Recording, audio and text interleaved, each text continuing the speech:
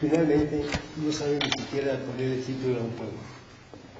O sea, hay maestros, ayúdenme así. Hay que hacer algo, digo yo, ¿no? Pero me desartes con boca, y si van, y si pagan, yo les digo, oigan, están pagando, hagan algo, ¿no?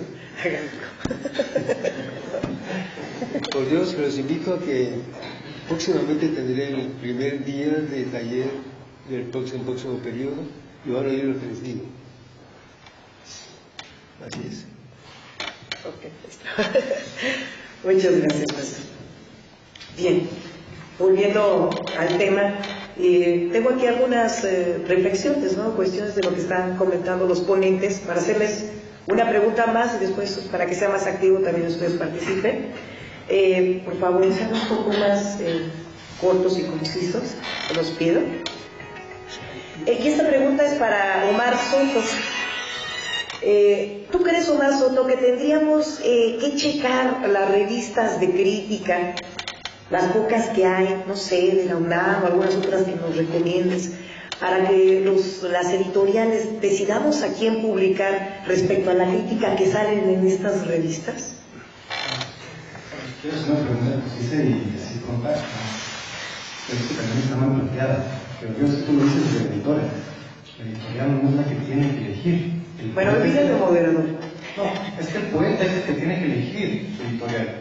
El poeta, cuando otra vez te reitero, no hay diferencia entre el oficial y el independiente, no hay diferencia entre el libro y la red. El poeta tiene que decir, caray, es que este sistema ya no está funcionando.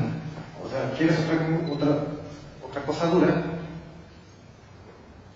Me va a costar trabajo decirla. Creo que los poetas que tenían que salir del género independiente, cuando tenía cierta validez del género independiente de acuerdo a lo que dije en la anterior respuesta, ya salieron. Están los Adriana, los Andrés, los Justin, búscanlos, ya están hechos. Eso no es de que ya se hizo. Es decir, ya están.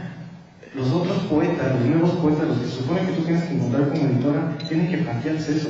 A lo mejor estas otras figuras ya son muy fuertes, ya son muy potentes. Deja tú si tienen o no tienen poesía. Son demasiado fuertes como para que el mismo medio que ellos inventaron abra los canales para que los otros poetas salgan. Yo creo que ya no van a poder salir de ahí precisamente porque ya hay personajes fuertes.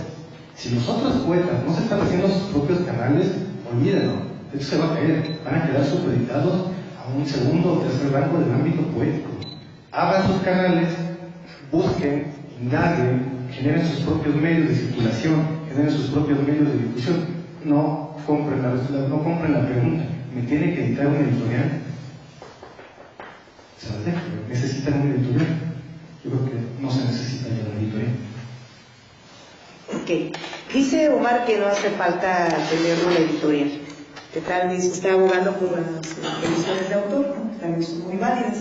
Aquí viene la pregunta para Gustavo Torre. ¿Tú crees que sí es válido, bueno, aparte de válido, bueno, que todo aquel que quiera sacar un libro, por ahí vi una cita, ¿no?, de un libro que decía, este libro lo saqué con la intención de que el lector y la gente en general se dé cuenta que si uno quiere sacar un libro, sí puede.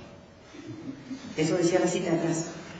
Ahora, la pregunta es, Gustavo, ¿tú crees que de esa manera todos pueden publicar libros de autor como les haga, y unos buenos, unos malos, unos excelentes, unos peores, para que dé resultado y llegue la poesía al lector, que creo que es lo más importante? Me parece que el sentido de toda esta ponencia que ha tenido Omar lleva, bueno, yo le veo que tiene una dirección, ¿no? Esa dirección es la conciencia del poeta, ¿no? Conciencia personal sobre su poesía, ¿no? Me parece que pues bueno, los hechos demuestran que no hay tal, ¿no? Porque de pronto uno se pone a publicar en cualquier sitio, y lo he visto porque conozco a algunos poetas, y si no les publican en esos cualquier sitios, pues se publican ellos mismos, ¿no? Como muchos poetas que conocemos, ¿no? O sea, Tomás del Mercado, sí, o sea, es gente que se publica a sí mismo porque de pronto ya ni los independientes le quisieron publicar, ¿no? ¿Qué tan bueno es? No lo sé. La verdad es que yo voy a hablar desde la postura del crítico literario y me parece que respondiendo a preguntas pasadas y a lo que comentaban, pues ya no hay críticos, grandes críticos literarios, ya se terminaron, porque también se terminó la forma de pensar y hacer poesía que había en México. O sea, ya de entrada se terminó. Ya no estamos en tiempos de los contemporáneos, ya ni siquiera en la generación de medio siglo, ¿no? Ya estamos en otro asunto. Ya no hay obviamente estas grandes figuras de críticos literarios, porque ya el fenómeno literario, y voy a acotar, el fenómeno poético mexicano es distinto, es otra cosa. Y como crítico de este fenómeno, pues te enfrentas a un verdadero mar, pero mar de poesía. O sea, uno como crítico se encuentra blogs, se encuentra ediciones independientes, se encuentran las ediciones obviamente oficiales, se encuentra la gente becada, se encuentran antologías que han de salir. Yo creo que yo que me dedico un poco a rastrear esto, de menos tengo contemplada 4 o 5 antologías por año en México, y que muchas no repiten autores. Imagínense nada más a lo que nos enfrentamos, ¿no? Creo que en ese sentido, y creo que por ahí va un poco este camino que propone Omar, en lo que ha estado contando y un poco reflexionando, es que quizá lo que debemos apelar en el mejor de los casos, en el más bello, extraordinario y utópico caso, es a la conciencia propia, a la autoconciencia del poeta, del que quiere ser poeta, ¿no? Hasta dónde publicar, cuándo publicar, independientemente por qué vías o no. Me parece que creo que lo fundamental es que lo que se debería de enseñar en un taller de poesía no es hacer poesía, no es a destrozarse, como suelen ser muchos de los talleres de poesía, a sí mismo, o alabarse. Creo que en ese sentido todos tenemos un papel, ¿no? Y creo que ese papel, tanto el crítico es una forma de apelar un poco a esta conciencia del poeta, del que quiere escribir poesía, saber cuándo publicar, tener un poco de respeto en ese sentido de cuándo publicar o cuándo no publicar, el editor fomentar eso en el poeta, el que coordina talleres fomentar eso en el poeta, y uno como crítico pues fomentarlo a partir de la crítica que se haga en los textos, ¿no? ¿Puedo hacer un Ok, comentario? nada más que conteste el maestro Raúl y pasamos para allá. Maestro Raúl, una pregunta más. ¿Usted les fomenta en su taller la autocrítica? ¿Les dice a estos poetas jóvenes o futuros poetas, ¿no?, aspirantes a poetas? Esa era la mesa, ¿no? ¿Les fomenta esa autocrítica tan necesaria? Si les da algunas pistas de cómo hacerla, porque le puedes decir muy amablemente, debes ejercer la autocrítica, revisa lo que escribes y si ves que está bien, entonces lo haces. Bueno, sí, eso suena muy lindo en lo ideal, ¿no?, en el idealismo, pero en la realidad les da bases o algunas, más que pistas, para que sepan cómo hacer una autocrítica, maestro. La autocrítica no hay que inculcarla, lo mismo que, porque todo poeta o todo principiante que quiere escribir un poema, previamente a la escritura de un poema, debe haberse criticado. Para exponer un poema debe estar autocriticado. El autor tiene que decir, no, esto no sirve. No, uy, qué bueno, buenísimo, ya acabé con Gonzalo de Paz, se acabó. Eso es lo que yo pienso. Por otra parte, yo una de las cosas que recomiendo, eso sí, es reúnanse los buenos, háganse una selección, no busquen editor si no lo encuentran o si les parece un poco para sus trabajos, y publiquen. Y eso de la autopublicación es un asunto de la historia de la poesía de todos los tiempos. Un poeta que se respetaba antes hacía su propio librito para arrancar. Y eso es un libro invaluable, ¿no? Imagínate tú, que es el primer libro que hizo en su casa, no sé quién X, que hizo su librito, un libro de mano, un libro manual, un libro doméstico.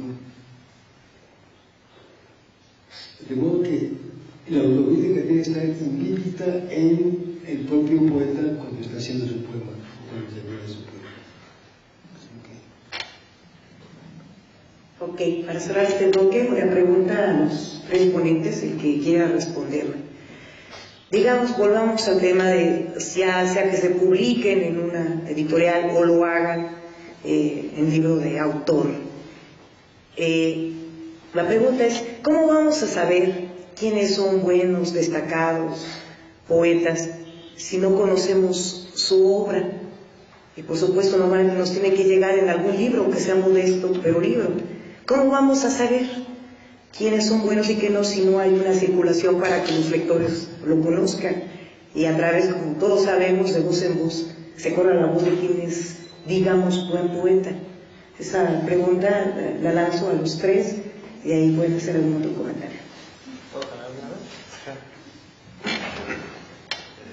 Que se lee el libro, yo creo que ya también más o menos tal vez se lo vas a encontrar. El autor no se publica muchos libros. Bueno, se acabó, no se publicó un libro toda su vida, eso está más o menos grandecito. Se dice mucho de la crítica, como el crítico ajeno, como el crítico que tiene que ver. Pongan ese ejemplo, nosotros aquí enfrente y ustedes ahí, yo sé que nos va a ver. No estoy diciendo que yo soy crítico, ni ustedes son mi objeto de estudio. Más bien démonos cuenta de qué es la crítica. Entonces quisiera hacer dos citas aquí. Para Nietzsche la crítica es una necesidad de algo. Yo tengo necesidad de, para poder, es el método de toda la crítica del siglo XX, del XXI seguramente también, para decir que la crítica es una necesidad de, es un tomar partido. Cuando tú preguntas cómo nos vamos a dar cuenta de los buenos y los malos poetas, es que estás apelando a un crítico externo. Ya quiero saber para no ser tan largo, citándoles otro ejemplo. No sé si ustedes se acuerdan de ese libro muy bonito, muy potente, que se llama Crítica y Verdad de Barthes. Barthes dice, los géneros literarios se van quedando, como dice el se están muriendo. El arte se está muriendo, los géneros literarios se están muriendo. Nadie lo va a contradecir. Nietzsche dijo, por lo menos unos 70 años antes, que Dios había muerto. Entonces las cosas se están muriendo todo el tiempo. Pero no es una cuestión catastrofista. Hay que entender esto. Yo quisiera dar esa lectura en este momento. Cuando Barthes dice, los géneros literarios están muriendo, la crítica es el último que se va a morir, no es que ya se va a acabar el mundo y algo así, sino hay un ejercicio de renovación. Si la crítica se va a morir es porque la crítica se vuelve literatura, pero no basta con quedarnos ahí, ver el círculo.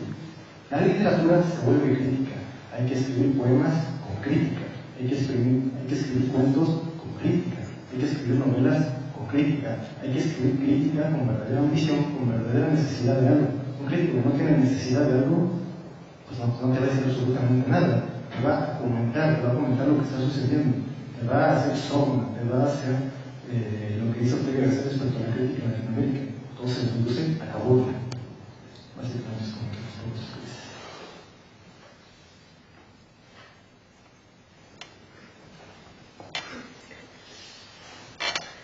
En cuanto a cómo saber, ¿no? Es que me quedé pensando. Bueno, desde una perspectiva con respecto a quienes de pronto nos intentamos explicar este fenómeno poético de las últimas décadas, pues efectivamente nos enfrentamos a un mar terrible, terrible en cuanto a abundancia, ¿no?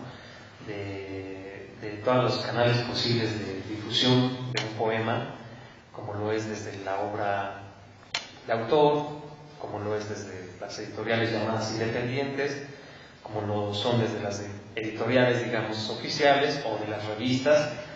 Me parece que en ese sentido también es arriesgado el papel del crítico, como debe de serlo siempre, y mucho de ello también se debe a la intuición, ¿no? En ese sentido también comparte algo hermoso, que es el no saber conservar las cosas, y eso también es bueno, ¿no? O sea, de pronto uno como crítico dice, pues, y es algo, y creo que en ese sentido hay en la poesía algo maravilloso y algo tan verdadero que no nos puede mentir, ¿no? O sea, uno va a un encuentro de poesía y escucha a un poeta hablar y le gusta, ¿no? Y escucha a otro poeta leer y no le gusta. O sea, eso es como un niño, ¿no? O sea, yo apelo un poquito en ese sentido a la enseñanza que me ha dado mi hija de 5 años, que simplemente dice sí o no. Y de pronto uno como crítico va a los encuentros de poesía y puede leer al mejor poeta, al que ha ganado un chingo de cosas, o al maestro ya reconocido, y simplemente no decimos nada, ¿no? Y de pronto encontrar a gente importante, ¿no? Que en su momento nos está diciendo algo, y en ese sentido uno como crítico pone ahí la mirada, ¿no? También en ese sentido la crítica no es tan fría, tan alejada del estudio, ¿no? Implica también un acercamiento y una convivencia que se da a nivel emocional. Tú lees a un poeta y por más que te digan este güey es el más chingón del mundo, como le pasó en su caso a Urbina, que era el mejor, sí, para los que han de saber mejor, fue considerado el mejor poeta que había en México en su tiempo, y ya nadie lee a Urbina, creo. Pasa lo mismo, ¿no? Vamos a encuentros de poesía.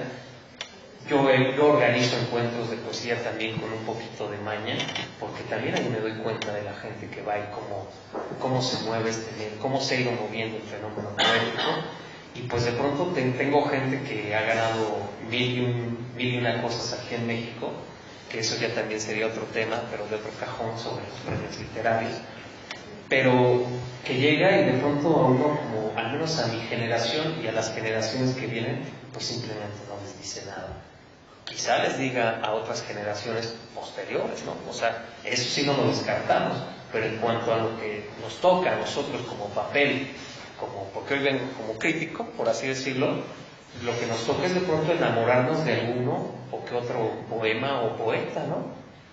Y ya, simplemente, o sea, en ese sentido también es tan visceral, tan emocional, que radica en eso, ¿no? En decir, este poeta me gusta, este tiene algo, ¿no? Y ya. ¿Qué voy a decir? ¿Se dirige? Concluya lo que comentaron los compañeros. Concluyo con muy buenas palabras. Pues miren, yo no estaba invitado a esta mesa, yo no estaba invitado a leer poesía, pero tuve la oportunidad de estar sentado junto a dos jóvenes, pues todos los que están haciendo, preparando o echando visiones muy fuertes sobre el fenómeno literario en México. Los he oído, me da enorme gusto oír expresar sus puntos de vista, y son gente ya madura en su juventud. Así lo percibo. Es una magnífica mesa de dos.